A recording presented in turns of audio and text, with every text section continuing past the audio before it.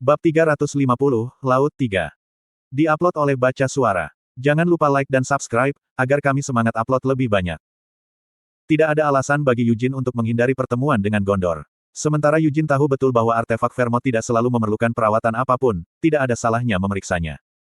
Saat ini, Yujin memiliki Annihilation Hammer dan Demon Spear di antara gudang senjata Raja Iblis. Tak satu pun dari senjata ini menyimpan sisa-sisa esensi Raja Iblis, seperti kekhawatiran Charmaine.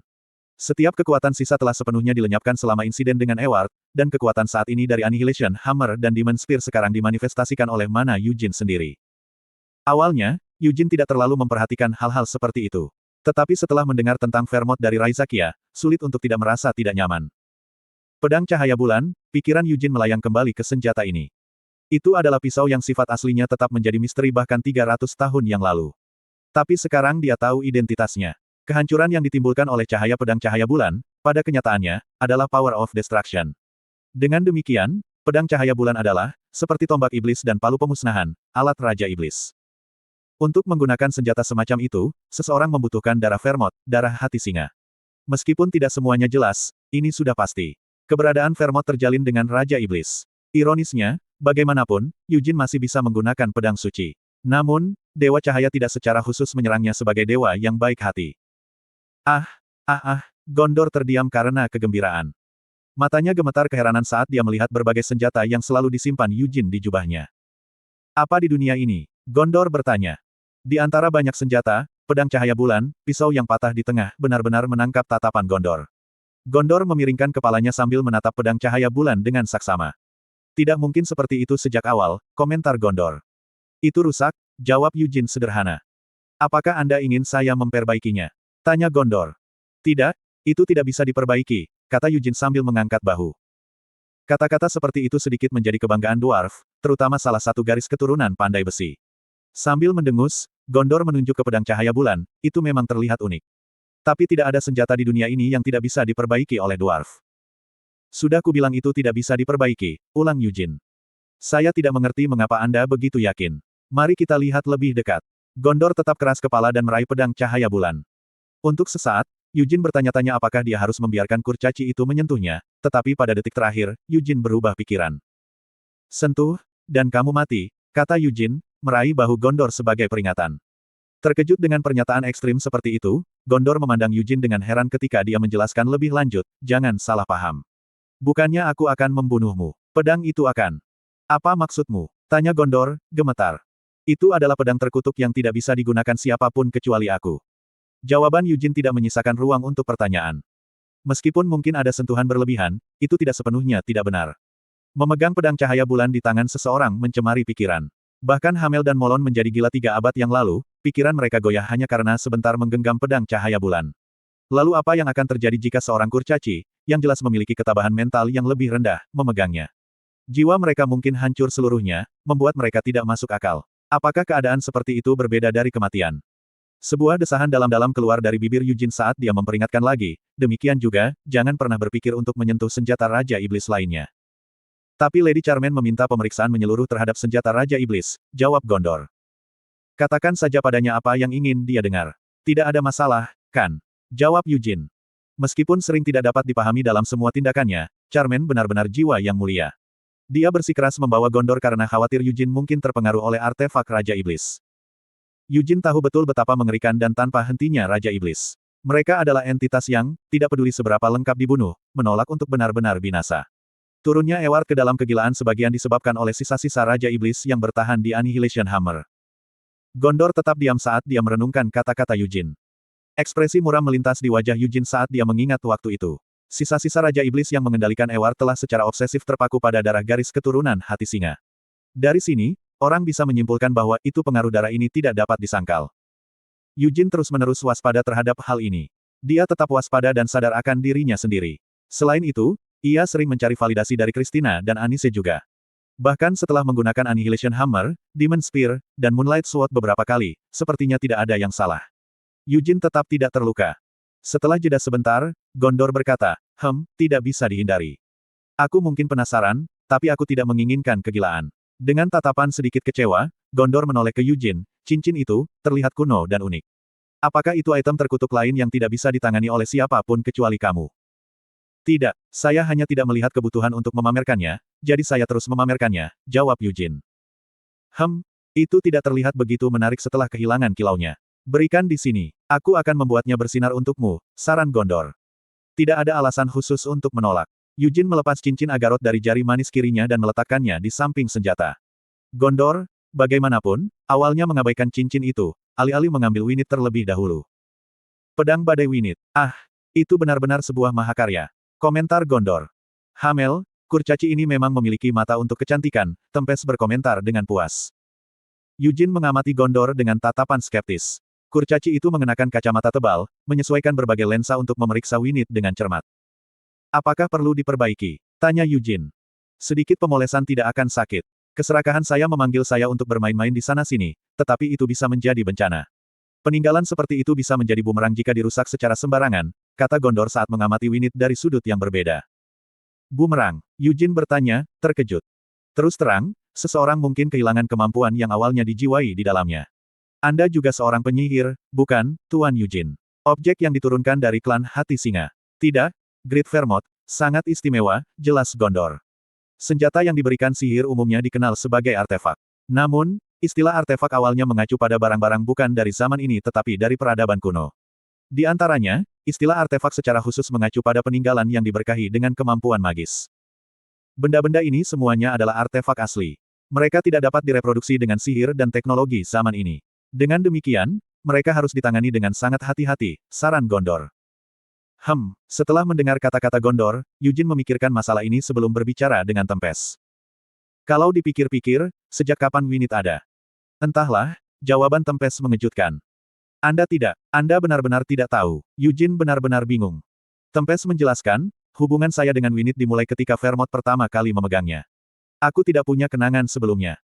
Bagaimana itu masuk akal? Winit pasti sudah ada sebelum Vermouth memegangnya, kan? Pertanyaan Yujin bukannya tidak berdasar. Slot iklan, kamu bisa pasang iklanmu di sini. Tentu saja, itu pasti. Tapi kapan tepatnya winit muncul, aku tidak bisa mengatakannya. Jawaban Tempest jauh dari memuaskan. Yujin menemukan kata-kata ini membingungkan. Melihat kebingungannya, Tempest menguraikan dengan nada tenang, Hamel, roh adalah makhluk yang hampir abadi, namun mereka tidak benar-benar abadi. Kematian datang ke semua eksistensi, cepat atau lambat. Apa yang terjadi ketika roh mati? Apakah mereka lenyap? Yujin bertanya. Kita tidak lenyap. Kami hanya bersepeda. Jika mereka memiliki kesadaran diri, bahkan Raja Roh termegah pun pada akhirnya akan melihat diri mereka memudar. Dan erosi itu pasti mengarah pada kegilaan. Tempest berhenti sejenak. Inti dari roh adalah kemurnian. Roh angin adalah angin murni, dan roh api adalah api murni. Bagi makhluk seperti itu, kegilaan adalah kenajisan. Kematian roh terjadi ketika kotoran menyusup. Mereka menghancurkan identitas mereka sendiri untuk memurnikan diri. Ini seperti bunuh diri, Yujin mau tidak mau menyuarakan pemikiran ini. Tapi Tempest tidak marah. Anda tidak salah. Semua roh ada dengan cara ini. Saya adalah Raja Roh Angin saat ini. Namun, saya bukan yang pertama, dan saya tidak tahu berapa banyak yang telah ada sebelum saya. Yang jelas adalah bahwa Raja Roh sebelumnya terperangkap dalam siklus, dan kemudian saya menjadi Raja Roh baru. Dari sudut pandangku, hubunganku dengan Winit dimulai 300 tahun yang lalu. Yujin mengingat kehidupan masa lalunya. Vermouth sudah merasuki Winit saat pertama kali bertemu Hamel. Tempest melanjutkan, Winit tertidur di tanah bersalju yang diperintah oleh suku Bayar. Mengapa itu ada di sana, saya tidak tahu. Kau juga tidak akan tahu bagaimana si Vermouth itu menemukannya, kan? Yujin bertanya. Tentu saja tidak, Tempest menegaskan dengan percaya diri. Bukan hanya Winit yang membuat Yujin penasaran. Sebaliknya, semua senjata milik Vermouth, artefak kuno, adalah sama. Reruntuhan macam apa ini? Reruntuhan kuno. Apa menurutmu aku bertanya padamu karena aku tidak tahu itu? Bagaimana Anda menemukan tempat ini? Pedang suci mengungkapkannya. Dewa Cahaya memutuskan bahwa senjata yang tertidur di sini akan membantu menyelamatkan dunia. Dewa Cahaya tidak meninggalkan kita. Sungguh, Sir Vermouth diberkati. Itu adalah percakapan yang tampak sepele di kehidupan masa lalunya. Tapi memikirkannya sekarang, rasanya sangat aneh. Yujin juga memegang pedang suci dengan mahir, tetapi dia belum pernah mendengar suara Dewa Cahaya darinya. Pada akhirnya, wahyu yang diterimanya dipengaruhi oleh Anise, yang telah menjadi malaikat, dan pesan yang didengar Christina juga diteruskan oleh Anise. Aku hanya menjadi seorang utusan, tetapi wahyu itu tidak salah. Dewa Cahaya mungkin tidak maha kuasa seperti yang Anda atau orang lain pikirkan, tetapi dia memang ada.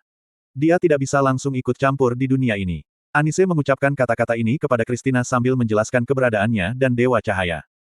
Yujin menyadari cerita yang dibagikan Anise dengan Christina.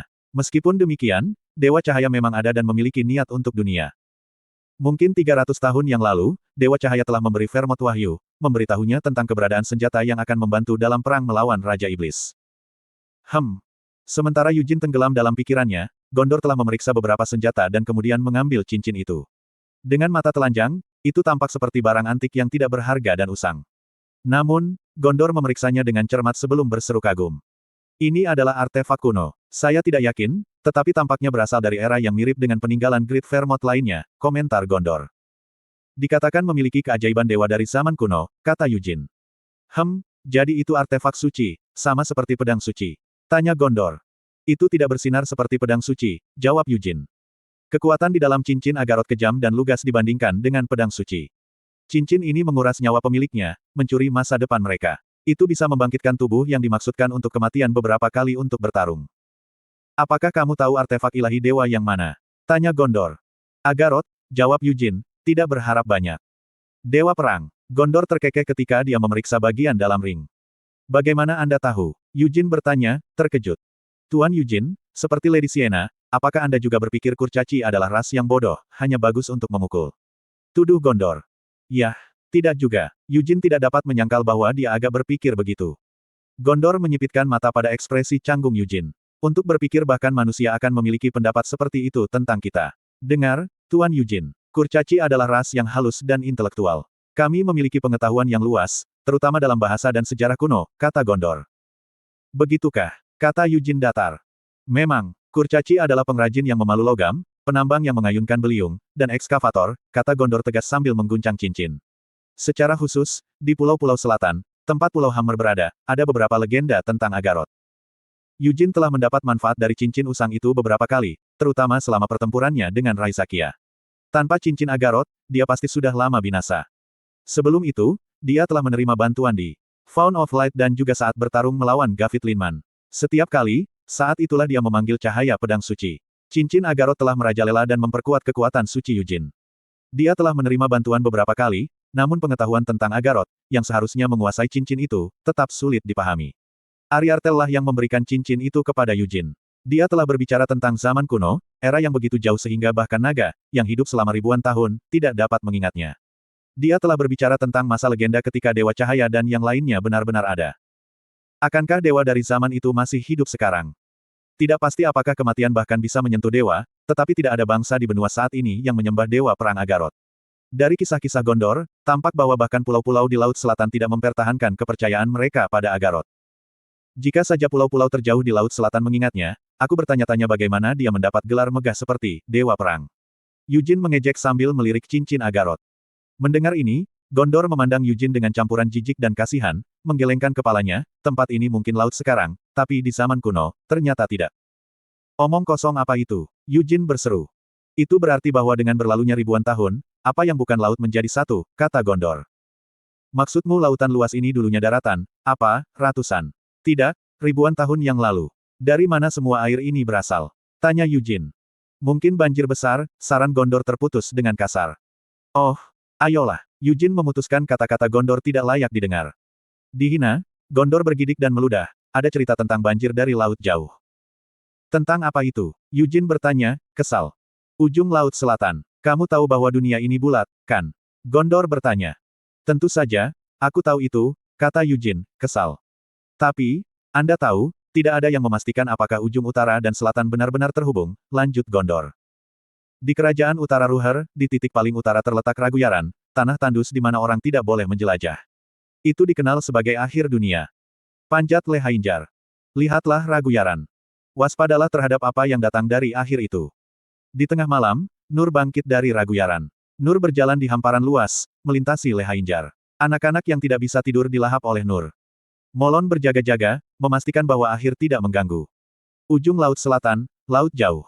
Tidak ada yang tahu apa yang ada di sana. Sepanjang sejarah, penjelajah yang tak terhitung jumlahnya telah berkelana di luar Laut Selatan untuk melangkah ke tanah utara yang beku, tetapi tidak ada yang pernah berhasil, kata Gondor. 3 abad yang lalu, sebuah pertanyaan pernah diajukan kepada Molon, apakah dia pernah melihat Raguyaran. Itu adalah tanah yang luas. Medan di mana langit terbakar dalam kemarahan.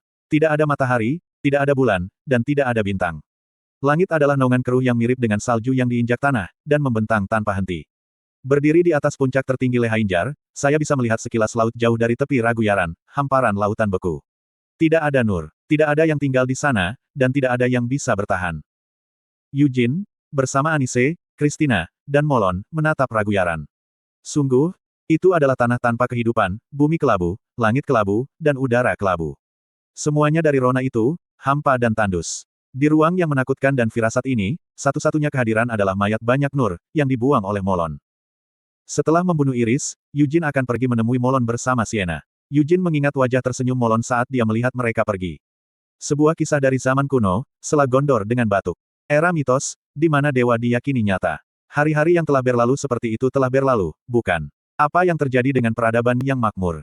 Terkubur jauh di dalam bumi atau tenggelam di bawah laut? Hanya jejak mereka yang tersisa.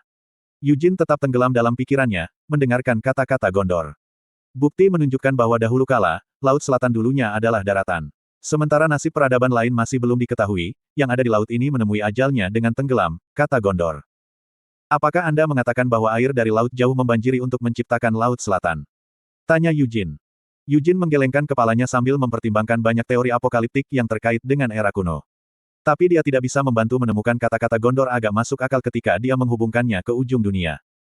Cukup dengan kisah-kisah yang tidak pasti ini. Apakah kamu memiliki lebih banyak pengetahuan tentang Agarot? Tanya Eugene. Ada legenda tanah suci Agarot di suatu tempat di Laut Selatan, jawab Gondor. Di bawah laut, Eugene bertanya. Itu bisa disembunyikan di pulau yang belum ditemukan. Gondor menyarankan dengan samar. Jadi, tidak ada yang pasti. Eugene terdengar kecewa. Begitulah legenda cenderung. Gondor menggerutu sambil melambaikan cincin Agarot.